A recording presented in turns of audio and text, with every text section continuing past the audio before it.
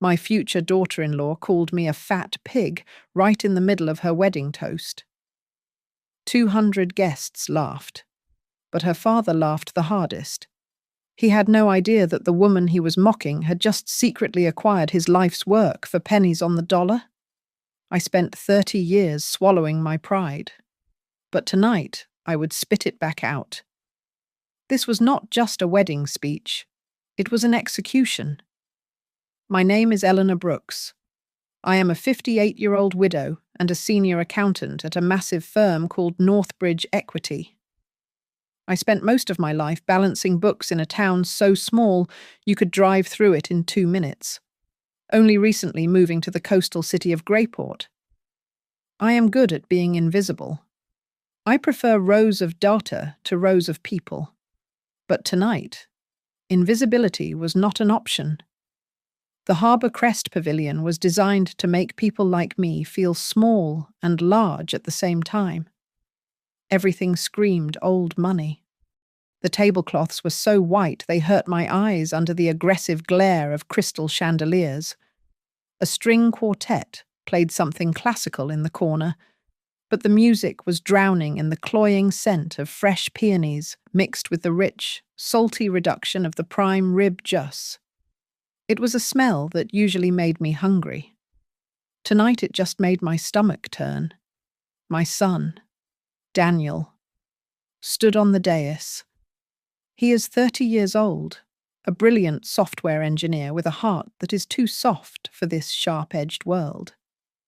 In his slightly loose suit, he looked like a boy playing dress-up, smiling that nervous, apologetic smile I knew so well.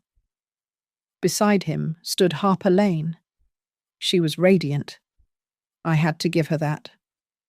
Her designer gown cost more than my first car. She was the golden child of Victor Lane, a man who thought his bank account gave him permission to treat the world like his personal footstool. I shifted in my seat at the table reserved for the groom's family. The gold Chiavari chair was narrow, digging into my hips. I kept my elbows tucked in, trying to occupy the least amount of space possible. It did not work. I could hear the whispers from the table behind me, filled with Harper's sleek, tanned cousins. "Check out the mother of the groom," a woman whispered, her voice carrying over the clinking silverware. Real country bumpkin vibe. Bet she enjoys the buffet. I stared at my water glass. I was used to this. I had developed a thick skin over decades, or so I thought. Then Harper tapped the microphone. The feedback squeal cut through the room, silencing the chatter. She launched into her speech. It was supposed to be a toast to their future, but it quickly morphed into a monologue about her pre-wedding diet. She talked about discipline. She talked about starvation. She talked about the horror of cellulite. Then she turned. Her eyes locked onto me. It was not a warm look. It was a performance. But honestly, Harper chirped, her voice amplified for 200 guests to hear. She raised her champagne flute high. I worked this hard because I have a very specific motivation, at least when looking at my future mother-in-law. Dad, you can rest easy, knowing I will never let myself become a fat pig like that. The silence that followed was absolute. Then came the scattered, shocked laughter. A few people gasped. Someone dropped a fork. My body reacted before my brain did. My cheeks burned as if someone had held a lighter to them. My ears rang with a high-pitched whine that drowned out the string quartet. The smell of the truffle oil and the heavy floral perfume from the woman next to me swirled together, rising in my throat. I looked at Daniel. He looked like he had been shot. His eyes darted from me to Harper, wide with panic and humiliation. He opened his mouth, but no sound came out. He was frozen. Victor Lane was not frozen. From the head table, his booming laugh shattered the tension. He slapped the table, high-fiving the man next to him. "That is my girl," Victor shouted, wiping a tear of mirth from his eye. "Funny and smart. She is spot on." The laughter in the room grew louder, emboldened by his permission. I sat there, a statue of flesh and shame. Inside, a memory clawed its way up. I remembered being called Fat Ellie in the high school cafeteria. I remembered the nights I ate 10-cent ramen so Daniel could have fresh fruit and new sneakers. I remembered promising myself that I would never again let anyone make me feel small. I did not storm out. I did not flip the table. I simply tightened my grip on the stem of my champagne glass until my knuckles turned bone white. I took a slow breath, forcing the nausea down. "Okay," I whispered to myself, my voice lost in the applause for the bride. "If you people like a show, then by the end of the night, I will give you an ending you deserve." I remember the exact moment the ground started to shift, though at the time, I just thought it was my son finding happiness. It was a Tuesday evening, and Daniel had called me on video chat, behind him. The peeling beige wallpaper of his rented studio apartment was visible. Shelves stacked high with coding manuals and sci-fi novels. It was a small, cluttered life, but it was his, and he looked happier than I had seen him in years. "Mom, I am dating someone," he had said, his face flushing a deep pink. "Her name is Harper. She is incredible." He told me she was the founder of a fashion tech startup called Glimmerloop. It was an app for buying and selling high-end second-hand clothing, something the business journals were calling the next big thing in sustainable luxury. Daniel insisted she was different. He told me she was grounded, driven, and not like the other wealthy girls he had met in the city. I wanted to believe him. We met 2 weeks later at a trendy brunch spot in Greyport, the kind of place where the menu is written on a chalkboard and the water is infused with charcoal. Harper arrived 25 minutes late. She swept in looking like a walking editorial, wearing oversized sunglasses and carrying a bag that cost more than my annual grocery budget. A cloud of expensive perfume. Something sharp and metallic, like crushed violets and money, followed her. "So sorry. Traffic was a nightmare," she said, not looking sorry at all. She sat down and looked at me, her eyes sweeping over my department store blouse. "You must be Mrs. B. Daniel talks about you constantly." She called me Mrs. B, with a tone that hovered somewhere between false intimacy and distinct superiority. Throughout the meal, she barely asked about Daniel or me. Instead, she spoke in a stream of buzzwords that made my accountant brain twitch.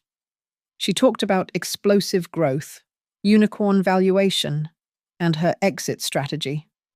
Daniel sat there, chin in hand, looking at her as if she were the sun and he was a cold planet desperate for warmth. Harper raised seed capital from some really exclusive boutique firms, Daniel told me proudly, reaching for her hand. And now she is in preliminary talks with a major investment fund. It is huge. "Mum." Harper waved a manicured hand dismissively. "Oh, it is just business. Babe, you know how it is." Then the waiter arrived with our food. Harper frowned at her plate. She did not make eye contact with the young man. She just poked at her poached eggs with a look of distaste. "Excuse me?" She snapped, snapping her fingers. "This is ice cold. Take it back. And tell the chef that if I wanted hard-boiled eggs, I would have stayed at a Motel 6. The waiter apologized profusely and hurried away. Harper sighed and turned to me, offering a conspiratorial smile that made my skin crawl. At our level, The service really has to match the price tag. Right. Mrs. B. I took a slow sip of my water, feeling a cold knot form in my stomach. I think he's doing his best. Harper. It is a busy Sunday. She just shrugged, checking her reflection in her spoon. When she stepped away to take a critical phone call, Daniel leaned in, his voice dropping to a whisper. I know she and her family can be a little intense, he admitted, seeing the look on my face. But Mom, you will see. They just have high standards. Her dad, Victor, he is incredibly successful. He says he wants to mentor me. He thinks I have potential.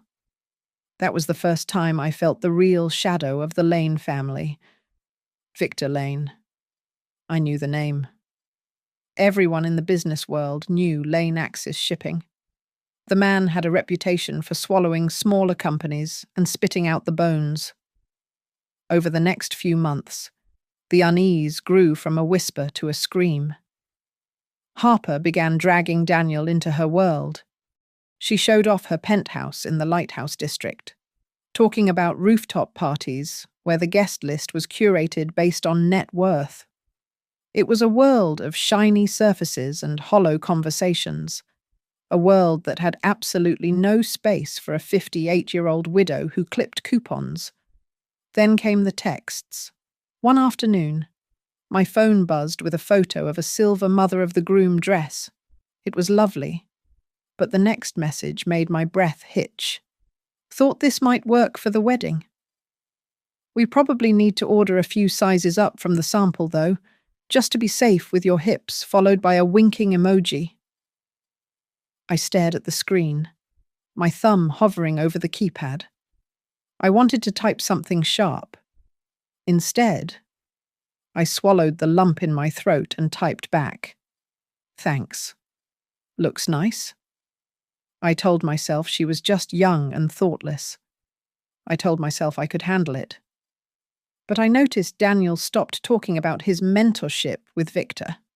I noticed the way his shoulders slumped when he came back from dinners at the Lane estate.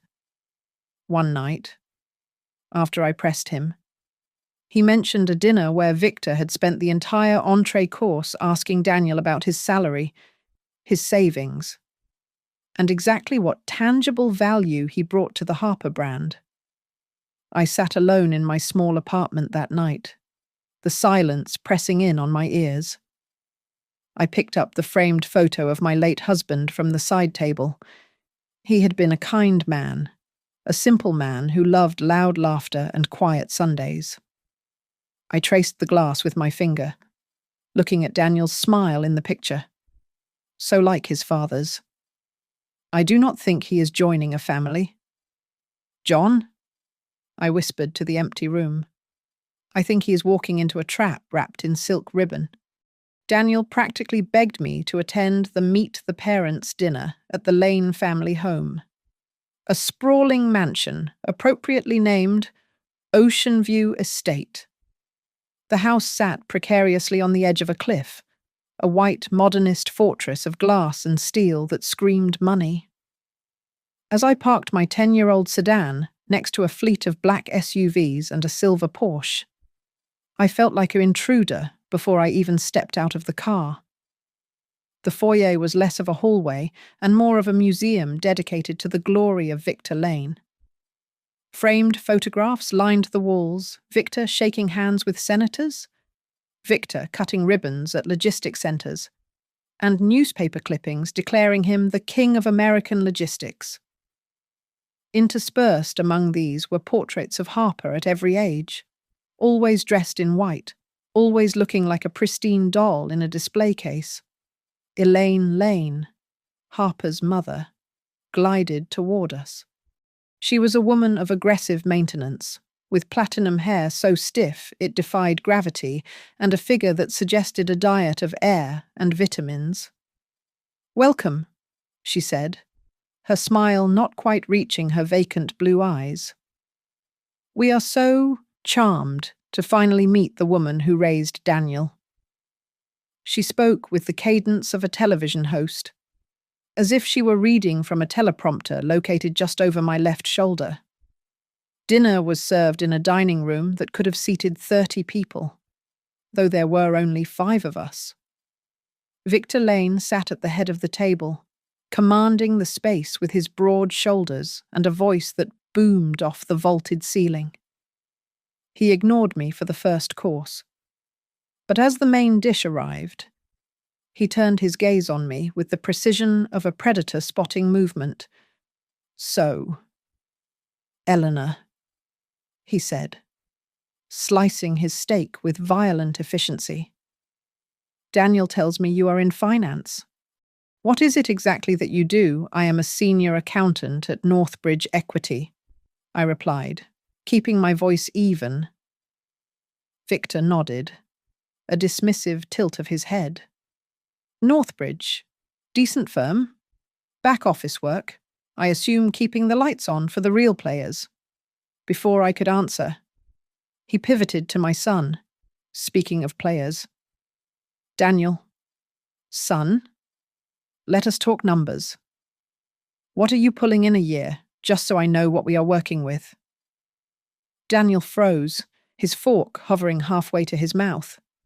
He looked at Harper, but she was busy checking her reflection in her wine glass. Well, I make a competitive salary for a senior engineer," Daniel stammered, his face reddening. "About 120,000 a year." Victor raised an eyebrow, letting out a short, sharp breath that might have been a laugh. 120? Well, that is adorable. It is enough to keep you fed, I suppose. He took a sip of wine, swishing it around his mouth. "Do not worry about the lifestyle costs. I will make sure Harper is covered. You do not need to stress your little budget." The table chuckled politely. Harper patted Daniel's arm, her nails clicking against his suit jacket. "It is okay, babe. I will be the sugar mama. I will keep my husband well fed."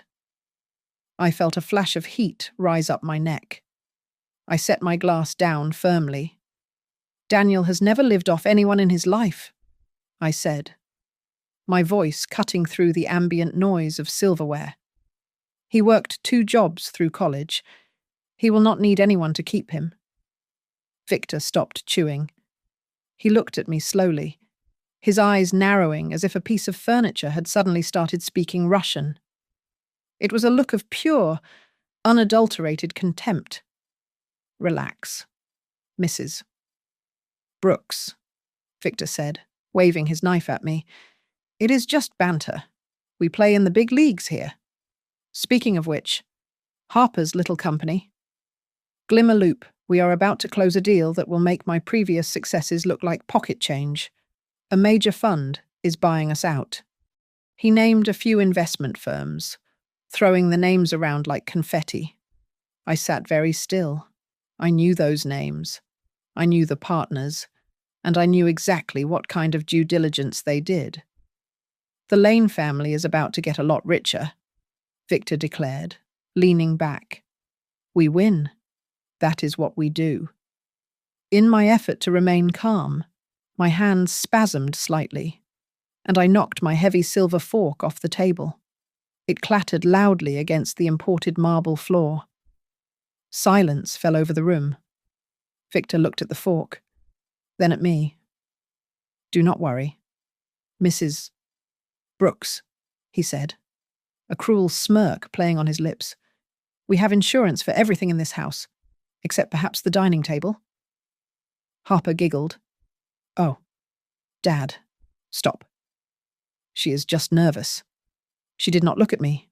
She just laughed along with him. "After dinner." Victor clamped a hand on Daniel's shoulder. "Come on, son. Library. Let us have a little man-to-man chat. Leave the ladies to discuss recipes." They disappeared for 20 minutes. When Daniel returned, he looked pale and shaken. On the drive home, after prying it out of him, He admitted Victor had grilled him about our family's history of debt, his personal savings to the penny, and had strongly suggested a prenuptial agreement that would essentially leave Daniel with nothing but the clothes on his back if they divorced. I drove home in silence. My jaw clenched so tight I thought I might crack a tooth. But as the anger burned, it clarified something in my mind. Victor Lane was a bully who used money as a bludgeon. He thought his wealth made him untouchable. If he lives by controlling money and humiliating people, I thought, gripping the steering wheel, then I am going to touch the one thing he thinks is safe. I am going for Harper's company. The morning after the dinner. I did not cry into my pillow. I did not call Daniel to complain. I went to work. I sat at my desk at Northbridge Equity, adjusted my ergonomic chair, and turned off the part of my brain that felt pain. I turned on the part that hunted for discrepancies. I started with the public records for Lane Axis shipping.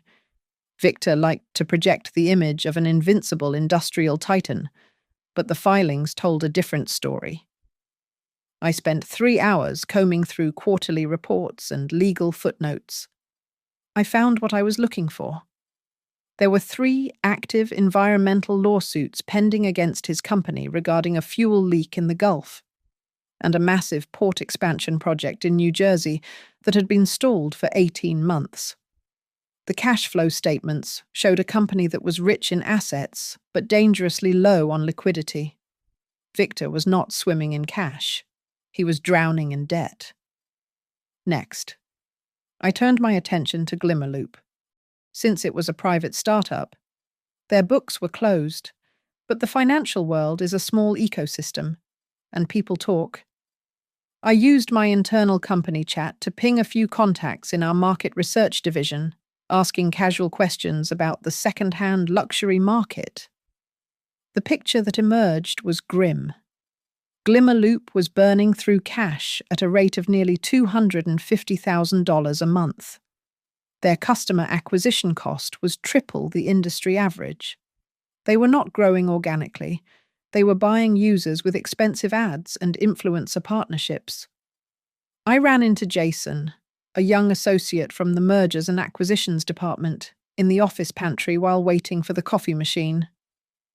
"Jason," I said, keeping my voice light, "have you ever looked at that fashion app? Glimmerloop, my niece was asking about it." Jason snorted, stirring sugar into his mug. "Oh. That train wreck Northbridge took a look at them 6 months ago when they were sniffing around for Series B funding. Their deck was shiny, but the back-end data was garbage. Retention rate is less than 5%. We passed hard. "Interesting," I said, taking a sip of my black coffee. "They claim to be a unicorn in the making."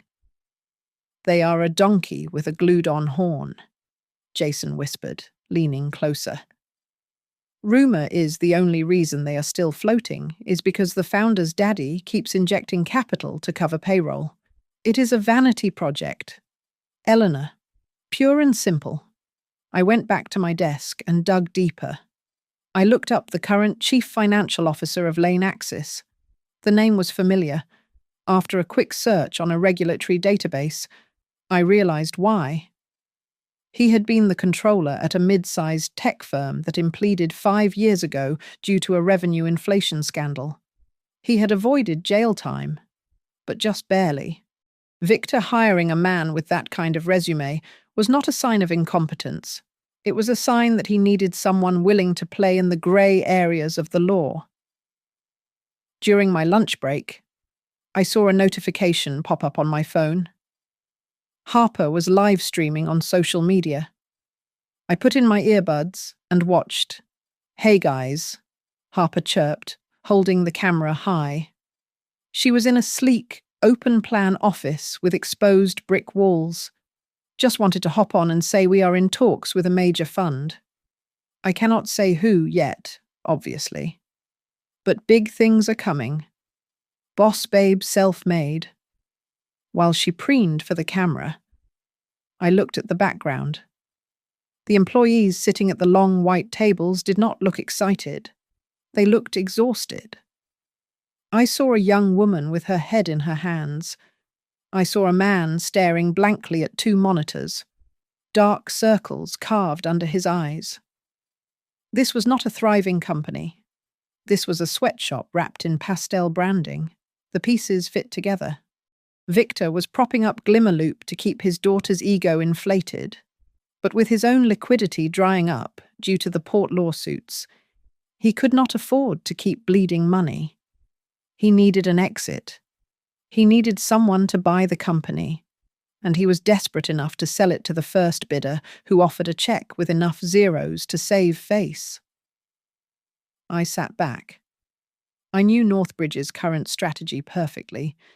We were aggressively looking to acquire distressed tech assets companies with high brand recognition, but poor financial management. We would buy them cheap, strip away the bloated costs, restructure the management, and flip them or integrate them. Glimmerloop was the perfect target. For a moment, I hesitated. If I brought this to the board, I would be setting a chain of events in motion that would dismantle Harper's fantasy. It would crush her narrative of being a self-made genius. Was I really going to use my professional power to settle a personal score? Then I remembered the bridal shop. I remembered standing in front of the mirror, feeling vulnerable in a dress that did not fit, while Harper whispered to her maid of honor, "She probably does not even know what a salad looks like." Harper had giggled, thinking I could not hear. It is sad. Really. Some people just do not know how to take care of themselves. My hesitation evaporated. I was not just doing this for me. I was saving those employees in the background of her video who were probably wondering if their next paycheck would clear. I hit print. I compiled the lawsuit summaries for Lane Axis, the burn rate estimates for Glimmerloop, and the profile on their shady CFO. I clipped them into a plain manila folder. I walked down the hall to the corner office of Marcus Thorne, the Director of Mergers and Acquisitions. I knocked on the glass door. Eleanor Marcus looked up, surprised to see an accountant from the back office standing there. "Everything okay with the quarterly audit?" "The audit is fine." "Marcus," I said, stepping inside and closing the door behind me. I placed the folder on his desk. "But I have a question for you. Do you want to hear about an acquisition opportunity that is cheap, distressed, and comes with a massive amount of free media noise?" The conference room at Northbridge Equity was set at a frigid 68 degrees, but the adrenaline pumping through my veins kept me warm. I stood at the head of the mahogany table, clicking through a slide deck that dissected Glimmerloop's failing anatomy with surgical precision. I kept my voice flat, stripping away any emotion, presenting only the cold, hard numbers that sharks like us loved to smell. "As you can see," I said, pointing to the red line plummeting on the graph. Despite high brand awareness among the 18 to 34 demographic, their liquidity is non-existent. They are burning through nearly $250,000 a month on marketing alone. The valuation is inflated by ego, not revenue. The M&A team leaned in. They did not see a failing startup. They saw a carcass they could strip for parts. The plan I proposed was simple, a silent acquisition. We would bring Glimmerloop under a new holding shell, slash the operational costs, restructure the debt, and eventually flip the streamlined customer database to a major retailer like Nordstrom or Macy's. When the room cleared, Claudia Reyes, our CEO, remained seated. She was a sharp woman who could spot a lie from 3 blocks away. She tapped her pen on the table, studying me. "Eleanor," she said, her voice low, "you usually stick to the audit side. You have never pitched a target this aggressively. Why this one? I hesitated for a second, weighing my options. Claudia respected honesty, but she despised emotion. I chose a version of the truth that served both. My son is dating the founder, Harper Lane, I admitted, keeping my posture rigid. I have seen the inside of the operation. It is a sinking ship. Claudia. If it goes under, my son goes down with it. If we buy it, I can at least ensure the crash landing is controlled. I want to protect him. Claudia looked at me for a long moment, her dark eyes unreadable. Then, she nodded slowly. Okay. But if you are doing this, you are doing it from the inside. I want you on the deal team. Just remember one thing. Eleanor, we do this for profit. We do not do this for revenge. I nodded, keeping my face impassive. Understood. Inside, I thought. This time, profit and revenge are the exact same thing. We approached Victor Lane through a mid-tier investment bank to keep our name out of it initially. We positioned it as a strategic lifeline. We offered to buy a controlling 60% stake for a valuation that was frankly insulting, but came with a massive, immediate cash injection. The hook, Harper would remain as the face of the brand and keep her CEO title, though she would lose all voting power on the board. Victor, desperate for cash to plug the holes in his shipping empire, took the bait. Harper, hearing only that she got to keep her title and her office, agreed without reading the fine print. The first negotiation happened over Zoom. I logged in as senior finance advisor, keeping my camera off. The screen showed Victor and Harper sitting in their high-tech conference room, looking smug. We expect full autonomy on marketing spend, Victor demanded, leaning into the camera.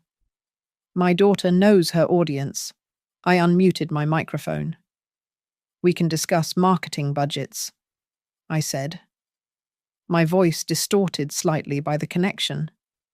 But first, we are very concerned about the transparency of the intercompany loans between Lane Axis and Glimmerloop. We will need a full audit of those transfers before closing. On the screen, I saw Victor flinch. His eyes darted to the side. He knew exactly what transfers I was talking about. That is standard accounting. He stammered. But fine. We can provide documentation. A week later, the final terms were hammered out in person at Northbridge headquarters. I sat in the corner of the room, dressed in a severe charcoal suit, my hair pulled back in a tight bun. Wearing thick-rimmed glasses I usually only wore for reading spreadsheets. Victor Lane swept into the room like he owned the building. He shook hands vigorously with Marcus and the male lawyers. He laughed loudly. He clapped people on the back. He walked right past me. He did not even glance at the woman sitting quietly at the end of the table with a notepad. To him, I was furniture. I was just another faceless administrative worker beneath his notice. He had no idea he was ignoring the woman who was about to own him. The contracts were drawn up.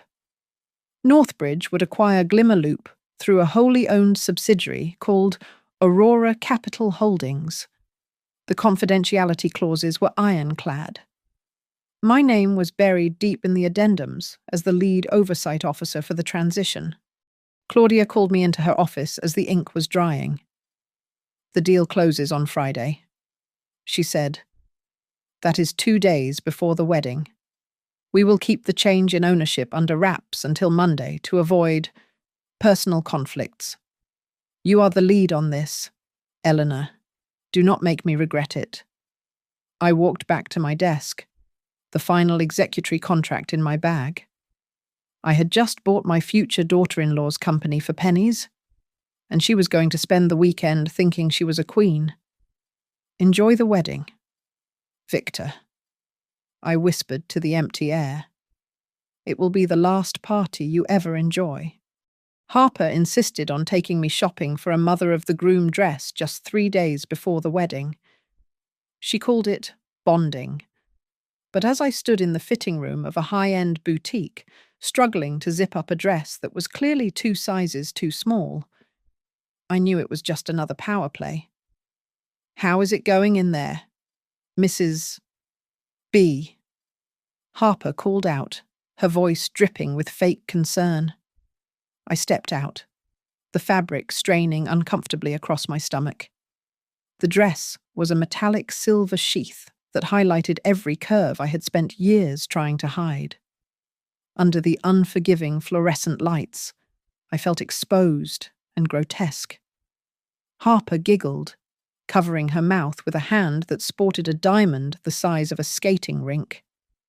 She turned to the salesgirl, a waif-like creature who looked terrified. "Oh dear," Harper said, shaking her head. "Honey, make sure you grab the biggest size they have in the back. We do not want her to explode the store." "Right." The salesgirl flushed, muttering an apology as she scurried away. I stood still in front of the 3-way mirror. I looked at my thick arms. I looked at the heaviness of my waist. In the mirror, I saw the woman Harper saw, a fat, aging widow with no taste.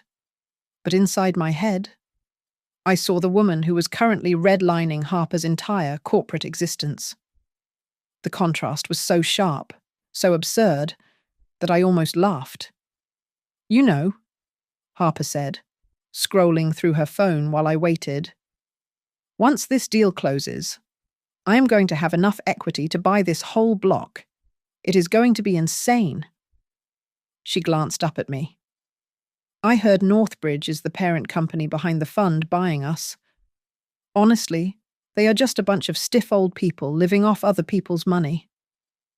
But hey, if their check clears, I do not care." I smoothed the fabric of the dress, fighting the urge to smile. "I am sure they are very diligent," I said softly. While Harper was busy planning how to spend her payout, I was living a double life. By day, I sat in a glass-walled conference room at Northbridge, dissecting the autopsy of her company. My team and I went through every line item. We found receipts for rooftop parties that cost $30,000. We found invoices for influencer engagement that were essentially free vacations for her friends.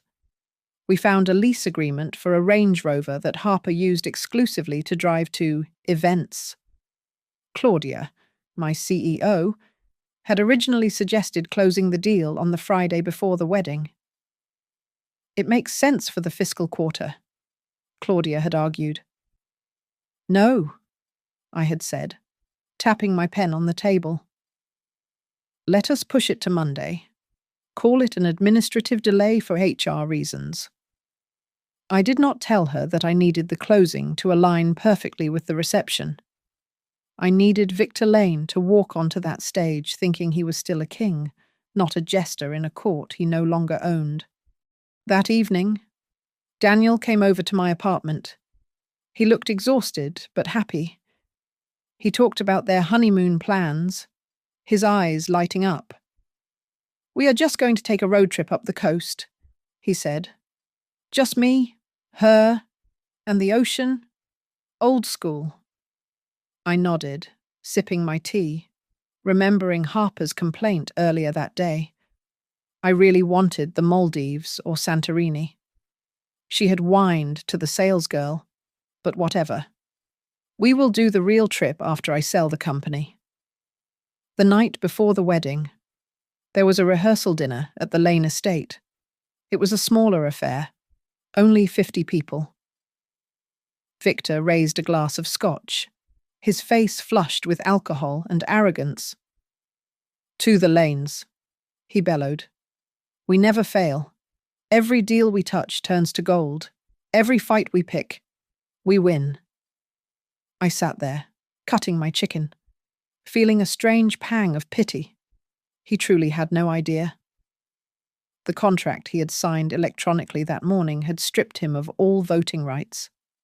He was celebrating his own castration. Later, while the men were smoking cigars on the patio, Elaine Lane found me in the kitchen. She looked tired, the mask of the perfect hostess slipping for a moment. "Eleanor," she said, her voice quiet. "Thank you for raising Daniel. He is the only normal element in this entire circus." She looked at me with eyes that seemed to know more than she let on, eyes that had seen decades of Victor's bullying. I went home to my empty apartment. I sat on the edge of my bed and spread the final version of the acquisition contract out on the duvet. My finger traced the header Aurora Capital Holdings, a 100% owned subsidiary of Northbridge Equity Corporation. I placed my hand on my stomach, the soft flesh that Harper had mocked only hours before. "Okay," I whispered to the empty room. "You fat pig. Tomorrow, you are going to be the most beautiful nightmare they have ever had." I picked up my phone and sent a text to Claudia. "If things get messy at the reception, I apologize in advance, but I promise I will not do anything to damage the firm." A minute later, the phone buzzed. "I hired you because you always calculate the risk," Claudia wrote back. "Just remember, do not say our name." As for the rest, I trust the intuition of a mother.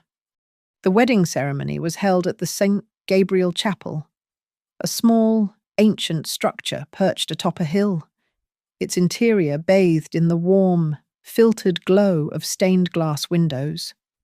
The air smelled of beeswax and old wood, a quiet, solemn contrast to the commercial opulence of the reception to come. As the organist played Pachelbel's canon, Harper entered, looking every bit the goddess in her immaculate white gown. Daniel watched her, and for a sacred, fleeting moment, his gaze held only pure, selfless love. In that instant, it seemed as if the whole gilded, messy world melted away, leaving only the two of them. My own eyes blurred with tears, genuine tears, not those wrung out by bitterness. When Daniel read his vows, they were simple, perfect, and utterly devoid of the Lane family's monetary metrics.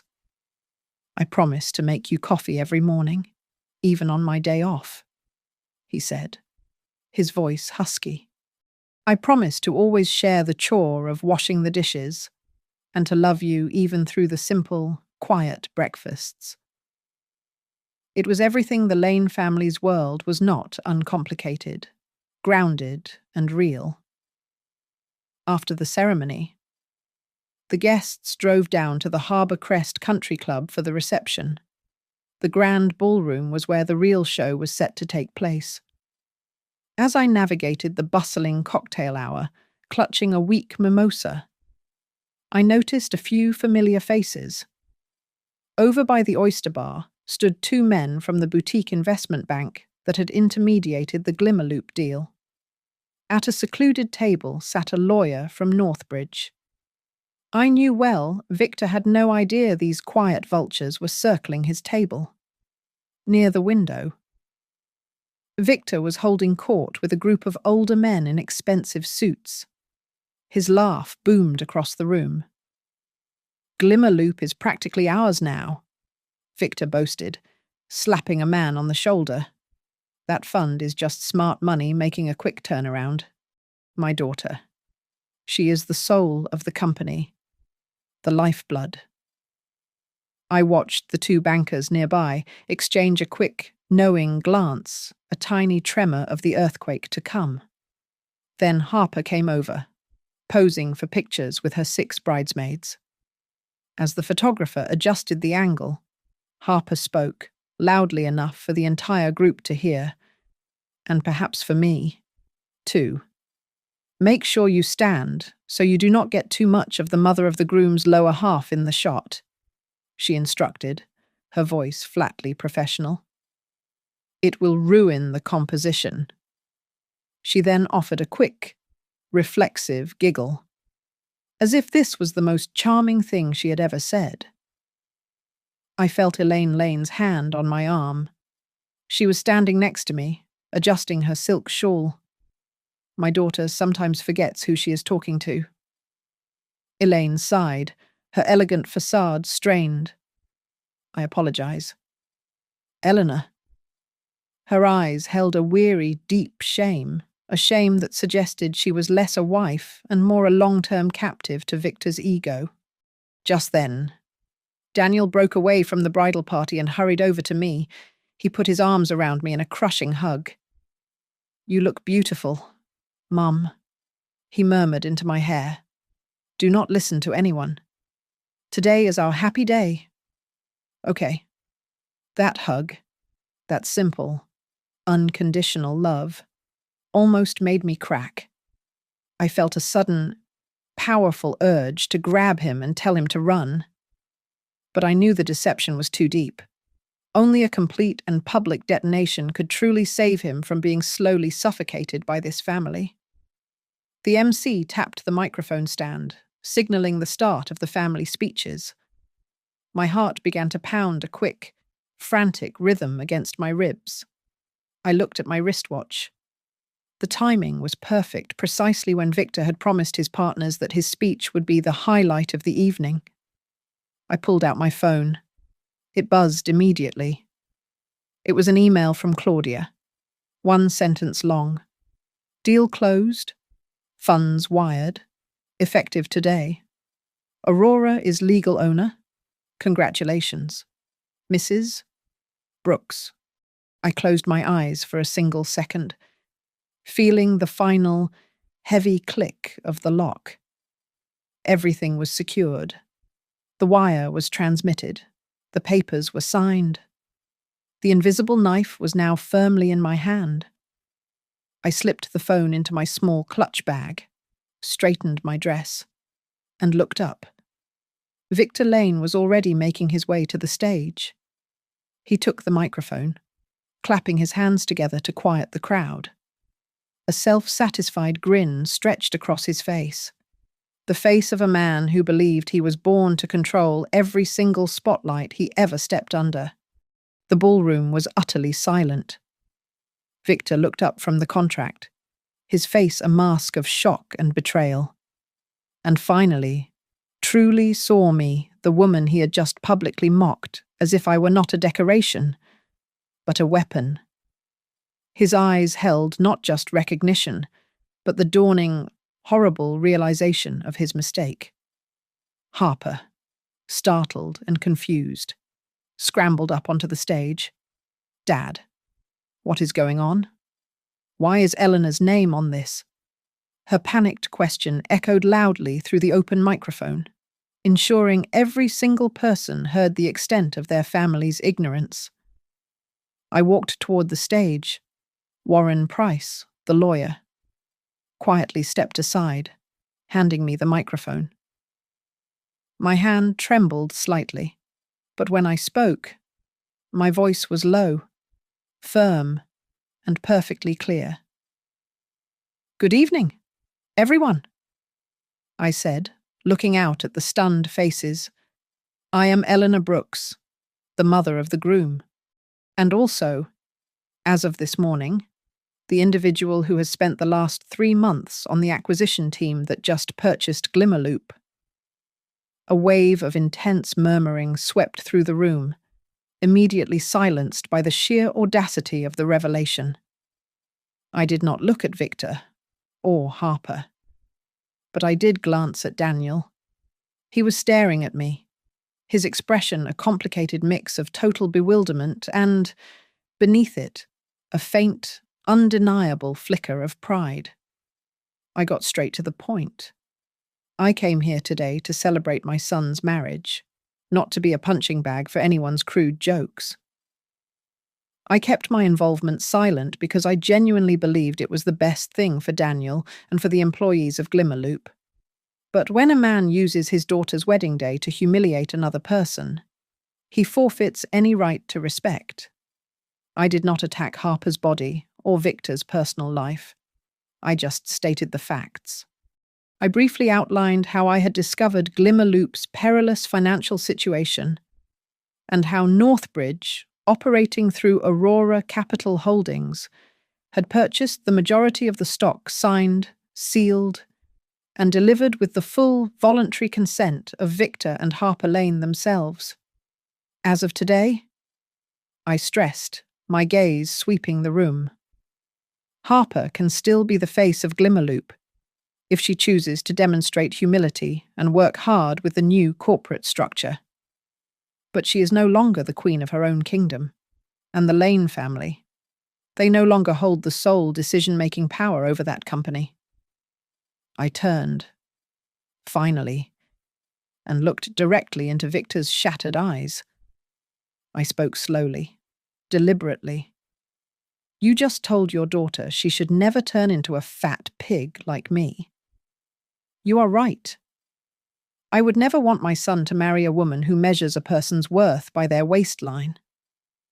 I taught him to look at how a person treats those they perceive to be below them. I leaned slightly closer to the microphone, delivering my closing statement with a controlled, quiet intensity.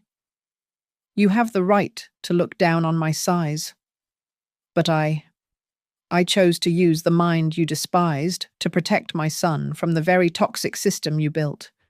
Who the loser is tonight, I believe, the room can see for themselves. I gently placed the microphone back on its stand before anyone could react. I stepped down from the stage. The resulting noise, the frantic whispering, the scraping of chairs as people bolted, the frantic clicking of press cameras all merged into a single, ugly sound that I knew the Lane family would hear ringing in their ears for years to come. When I stepped off the stage, the chaos erupted. Daniel moved first. He was pale, shaking, but he did not hesitate. He rushed toward me, not saying a word, and wrapped me in a hug so tight it nearly cracked my ribs. That hug, strong and desperate, told me everything I needed to know. He was shocked, but he understood exactly who I had done this for. On the stage, Harper was screaming. Her meticulously applied makeup was streaming down her cheeks, turning her into a weeping caricature. Dad, you sold the company behind my back. She shrieked into the microphone, still open. You used me as a logo to sell everything I built for the first time. Her anger was aimed not at me, but at her own father. Victor roared back, his face mottled with rage and fear. I did it to save you. You were driving it into bankruptcy. But his voice was losing its authority. The very people who had clapped for him minutes earlier were now looking away. Several of his key business partners were already silently walking out, their phones glued to their ears, clearly prioritizing damage control over dinner. Elaine Lane, Victor's wife, was the picture of frigid calm. She approached her husband, her voice chillingly quiet. Victor, she said, you just lost more than a company. You lost the last bit of respect you had left. I am taking our daughter home. You can stay here and explain yourself to the lawyers and the press. Harper stumbled toward me, her veil trailing behind her like a shroud. Her eyes were red and burning. You knew all along, she spat out. You played me like this. I looked her straight in the eye. No, I said, my voice barely a whisper. I saved the company from sinking under your father's ego. As for you, you still have a job. You still have a chance to prove you can do the work. If you want it. I leaned in, ensuring only she could hear my last words. But I will not let my son marry a woman who thinks she has the right to turn a person's weight into a public joke. You are not the worst person here tonight, but you have a choice now, not to become the next version of your father. Daniel stepped up beside me, placing a hand gently on my shoulder. He looked at Harper, his expression filled with a deep, heartbreaking sadness. "I need time." "Harper," he said, his voice trembling but firm. "I still love you, but I cannot walk into a marriage that starts in a room full of lies and humiliation. If you want to talk, we can talk later. Not in this dress, and not under the spotlight of your father's disaster." As we made our way to the exit, some of my guests, my friends, the teachers and factory workers from my old life gripped my hand. That was a little harsh.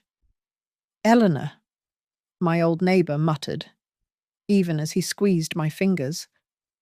"But at least you did not let him walk all over you." I accepted the criticism and the praise alike, knowing the price for my actions was already paid. That night, leaving the harbour crest, I looked back through the tinted car window.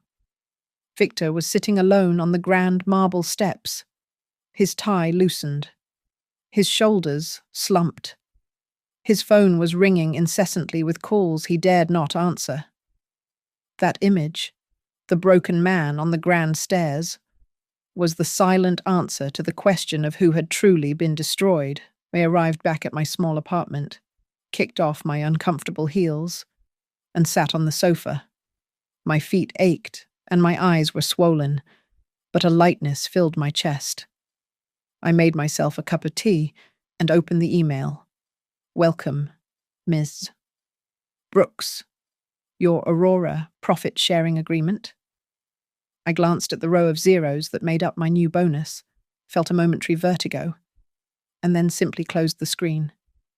The money was the reward. Justice, however, was the only revenge truly worth stepping onto that stage for. Thank you so much for listening to my story. I'd love to hear what you think of how everything played out and where you're listening from. Please let me know in the comments below. Hit that like button. Subscribe to Grandma's Family Diary for more true dramas, and press the hype button so more people can hear my tale.